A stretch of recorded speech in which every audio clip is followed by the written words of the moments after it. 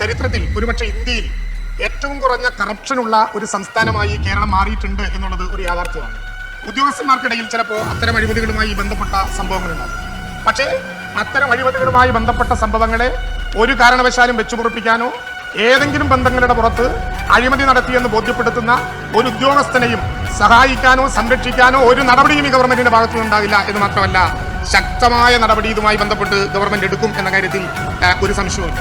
ഇവിടെ പ്രിയപ്പെട്ട സുഹൃത്ത് സനീഷ് സംസാരിച്ചപ്പോൾ സൂചിപ്പിച്ച പോലെ, ബഹുമാനപ്പെട്ട MLA സംസാരിച്ചപ്പോൾ സൂചിപ്പിച്ചതുപോലെ, കൊട്ടാരക്കരയിലെ തഹസിൽദാരുമായി ബന്ധപ്പെട്ട് കേട്ടാൽ പ്രയാസം തോന്നുന്ന വിധത്തിലുള്ള അഴിമതി ആരോപണങ്ങളുണ്ടായി.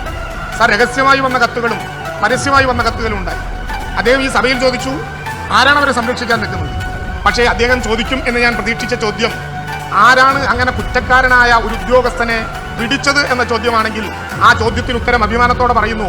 പ്രത്യേകിച്ചൊന്നുമില്ലാതെ ആ ഉദ്യോഗസ്ഥനെ പോയി പിടിക്കാൻ തീരുമാനിച്ചത് മന്ത്രി ഉത്തരവിട്ടതിനെ തുടർന്ന് റവന്യൂ വകുപ്പിന്റെ ഉദ്യോഗസ്ഥന്മാരാണ്.